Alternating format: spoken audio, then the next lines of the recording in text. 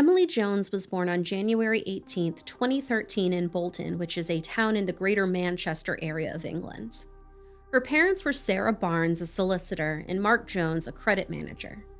Ultimately, the couple separated but continued to remain on good terms in order to co-parent their young daughter together, often doing custody exchanges in local parks.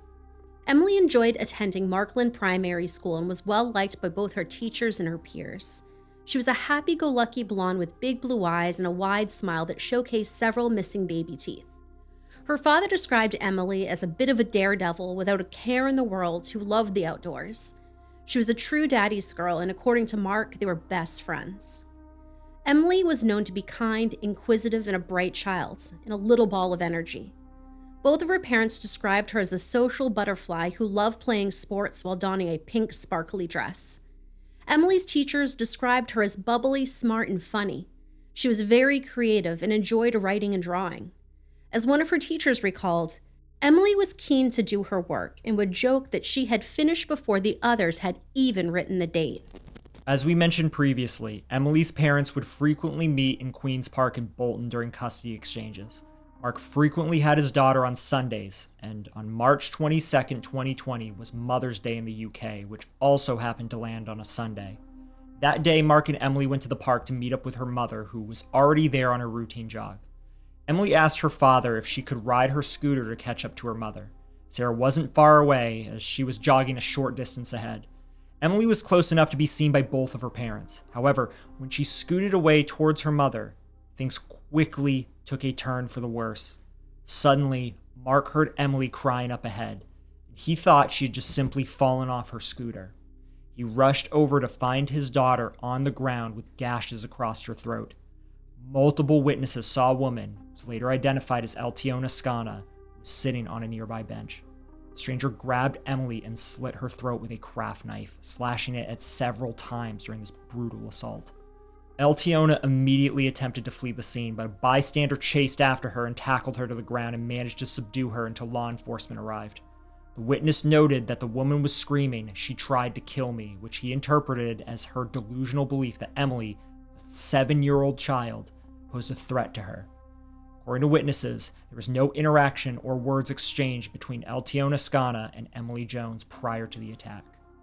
According to one woman who appeared to have a medical background, attempted to perform CPR on Emily. The Greater Manchester Police and paramedics quickly reported to the scene and attempted to resuscitate the girl. Emily was then rushed to Salford Royal Hospital, and despite the best efforts of medical staff, Emily Jones was officially pronounced dead at the hospital that same afternoon. Eltiona was promptly arrested following the Good Samaritan's intervention. Her initial charges were suspicion of murder and possession of an illegal blade in a public place. Footage later released by the Greater Manchester Police showed her listing off the contents of her backpack, which included her identification, a bottle of water, and the bloody knife. Police eventually released the arrest video of the mentally unwell woman who killed a 7-year-old. Yeah. Hands. Take the bag down. Wait. Let me take your bag off. Yes. Stay still. Okay. Hands behind your back. Thank you.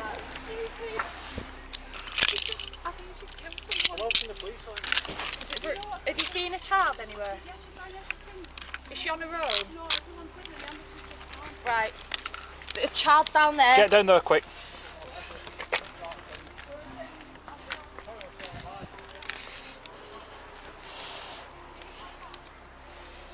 The ID for Kilo. Yes, it's in my bag. What is? In my bag, ID, everything.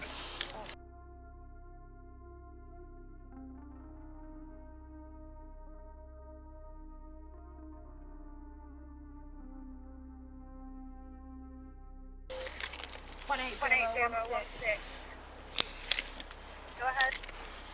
This female is now in cuffs. She has said there's an ID in her backpack, which is by the side of the floor. What's in your backpack? ID and everything. ID. Yes, and the knife.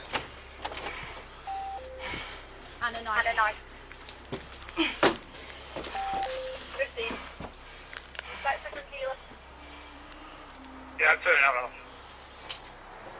15.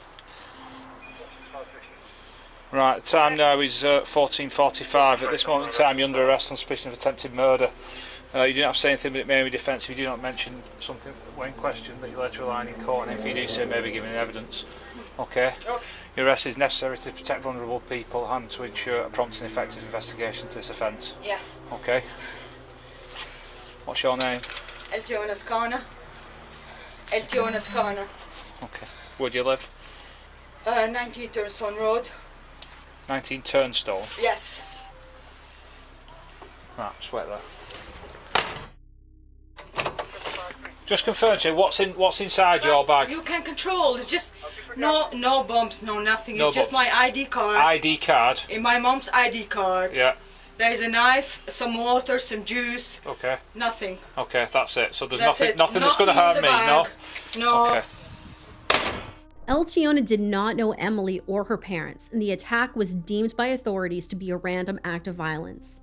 She was detained under the Mental Health Act of the United Kingdom and sent to Rampton Hospital, a high-security psychiatric facility in Nottinghamshire. Eltiona was assessed following her arrest and went on to tell her attending psychiatrist, "I know I'm a paranoid schizophrenic." A police sweep of her residence in Bolton revealed a month's worth of untaken antipsychotic medications.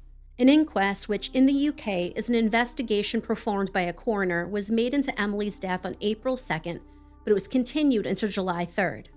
The proceedings, according to the coroner, were to determine whether the death of the young girl was predictable and therefore preventable. Eltiona did not enter a plea during the first hearing, and her case was transferred to Manchester Crown Court on May 26, 2020. The prosecution sought murder charges, to which she denied in a hearing preceding the trial. On November 3, 2020, Eltiona Scana formally pled guilty to manslaughter with diminished responsibility, but denied murder during a court hearing. We'll be back in just 1 minute. Please stick around for the following ad. It not only supports the channel, but it also supports charities in our area. This week's episode has been brought to you by Midas Merge, a unique merge game where you discover and nurture the most amazing gardens and creatures. Join King Midas and Queen Laia on a quest to restore the Gardens of Gold, which were cast into shadows by Nyx, the goddess of night. Uncover clues and piece together the mystery behind Nyx's wicked decision to cast shadows over the garden. You can hatch new creatures and feed them with magical items to create sunbursts and illuminate the land covered in shadows. Now, let's be honest. My favorite part of the whole game is discovering and nurturing all the tiny creatures. You can even rename them. Designed by the same creators of Sims 3 and 4, Midas Merge is completely free to download, and you can even play offline on your Android or iOS device. Just like in The Sims, you can take your time to nurture and explore your garden without the pressure of intense time constraints. Ready for a calming experience perfect for unwinding? Then join me and download Midas Merge for free via the link in the description or by scanning my QR code. Thanks, and back to the episode. The murder trial of Emily Jones began on November 26, 2020, with Eltiona appearing remotely from Rampton Hospital. It wasn't until this case was finally tried until more details regarding who Eltiona was were revealed. For starters, she was born on February 24, 1990 in Albania. Allegedly, her father had a gambling debt and arranged Eltiona's marriage to a man residing in Kuwait in 2012. She ran away and fled back to Albania later that same year. According to news sources, Eltiona fled to Frankfurt, Germany in 2014. That same year, her sister arranged for her to be smuggled into the UK via a lorry, otherwise known as a large truck. Upon arrival, she requested to remain in the country, looking to reside with her mother and sister who were already living there. Eltiona was ultimately granted asylum by the UK's Home Office despite being told that she had lied on her application, claiming that she was being trafficked. During the proceedings, the prosecution sought to prove that Eltiona's act was indeed murder, and that her mental health conditions were a convenient excuse for her actions. During the course of the trial, a portrait of a severely mentally ill woman with a history of psychotic relapse unraveled before the court. She told the attending psychiatrist performing her assessment at Rampton that she had been psychotic and had been seeing and hearing things. It was revealed that she had gone from receiving her medication under supervision to no longer having supervision required. Eltiona had been receiving monthly injections of antipsychotic medication since 2017, but she told medics that she was beginning to deteriorate from the injections and switched to oral administration of tablet medication. She had no face-to-face interaction with mental health care providers from December 2019 to March of 2020. Reports of the trial reveal that Eltiona had been hospitalized for psychiatric treatment 3 separate times and had a history of psychotic violence. She'd been committed twice, with the first instance occurring in 2015 for allegedly wielding an iron against her neighbors. She was committed for the second time in 2017 after stabbing her mother in the hand. In a separate instance, she'd become aggressive towards her sister.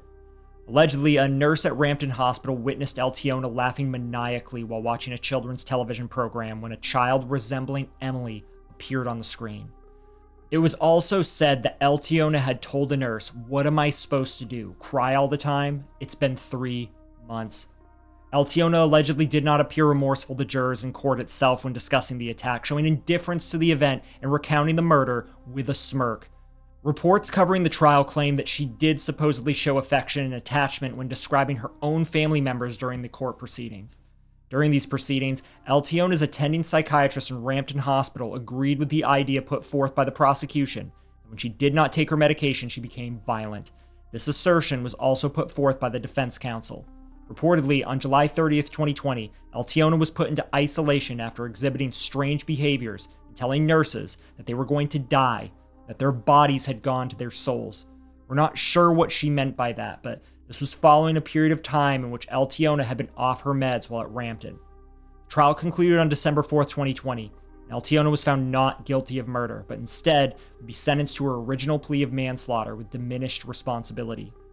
Following the interview of her attending psychiatrist, the prosecution withdrew the murder charge, claiming there was not ample evidence to hold up a murder conviction. Eltiona Scana was given a life term that would be up to 8 years. Now remember, they do things differently in the UK than they do here in the US. She would only serve the remainder in prison if her mental condition improved enough to allow that circumstance. If she was never deemed fit to be released to prison, she would remain in the hospital indefinitely. The judge later adjusted the sentence to 10 years and 8 months, stating that the sentence was calculated in error. Eltiona put forth an appeal in 2021, and her attorneys claimed that the just sentence should have been a hospital order with restrictions and that the term of the sentence should be reduced. This appeal was rejected by 3 senior judges in February of 2022, deeming Eltiona as significantly responsible in Emily Jones's death in spite of her mental health condition. Judges emphasized that the hybrid order be kept in place, which dictated that if Eltiona's mental health condition improved, she would serve the duration of her sentence in prison. During the course of the trial, a great deal of speculation was made by the public regarding Emily's murderer. Protesters began using Emily's school picture, claiming that the killer was not named and there were no more details of the killer because Emily was white. Emily's parents implored protesters to cease contacting them regarding conspiracy theories and stop using Emily's photo in protests, and to stop posting her photo publicly. Some rumors circulated on the internet that Emily Jones was murdered by a Somali migrant, which was ultimately debunked after the facts of the case became public. Emily's death was met with immense support from her community, and her former school, Markland Hill Primary School, set up a fundraiser to create a garden fit for a princess in early April of 2020. The fundraiser hit its goal of 5,000 British pounds within the first few hours of posting. In total, the school raised over 11,000 British pounds for the creation of this garden. Members of the community offered everything from planting flowers to woodwork to assist in the creation of the garden in honor of the little girl. Emily's mother created a GoFundMe page in support of the Bolton Lads and Girls Club that has raised nearly £29,000 to date. The page states, "As a family, we do not want Emily's name to be in vain. Emily was fortunate in that she had the support and love of family and friends during her life." Both of Emily's parents describe Emily as the light of their lives. They said, "Emily brought out something special in everyone who was lucky enough to be in her life. The loss of Emily has had a profound and significant impact, not just on her family, but the whole community. Emily was someone's school friend, a playmate, and of course, a granddaughter and a niece, and she meant something very special and unique to each and every one of them." Emily's father, Mark Jones, has since lobbied for mental health change in Great Britain and has been highly critical of the Greater Manchester Mental Health Trust, not wanting his daughter's untimely death to be in vain. The trust initially claimed that nothing could have been done to predict or prevent Emily's death following an inquest into her loss. Mark has called the trust's handling of the situation nothing short of shambolic. Mark has asserted that if the trust had properly cared for Eltiona Scana, knowing her violent history, Emily would still be alive today. An external survey was conducted by England's National Health Service in 2022 that deemed that the Greater Manchester Mental Health Trust was wrong to conclude that nothing could have been done to prevent Emily's death. The National Health Service review called upon the trust to institute a more thorough risk policy as personalized to each patient. The findings noted that it was clear that the trust had not completely taken elements of Eltiona's case into account, in particular, her medication regimen. The trust released a statement that they accepted the findings and would promptly enact the NHS's suggestions. Emily's father continues to advocate for mental health reforms and is heavily involved in 100 Families, a nonprofit organization started by a man who lost his father to a random act of violence perpetrated by an individual well known to have dangerous mental health issues. The purpose of this organization is to bring together families that have experienced such tragedy and put forth awareness in hopes of improving the poorly resourced state of the mental health care system in Great Britain. The death of Emily Jones through a random act of violence reveals deep flaws within the mental health care systems around the world. Both family and community members remember Emily as a spirited and loving little girl, and through activism and memorials aforementioned, they have kept her spirit alive. As of the date of this recording in October of 2024, Eltiona Scana remains in Rampton Hospital. Emily's memorial page through her former school is filled with former classmates, teachers, and staff remembering the spirited girl. One of them reads, "What I remember about Emily is her smile. It was as big as she was, and she lit up a room. She has been tragically taken from us, but she will never be forgotten."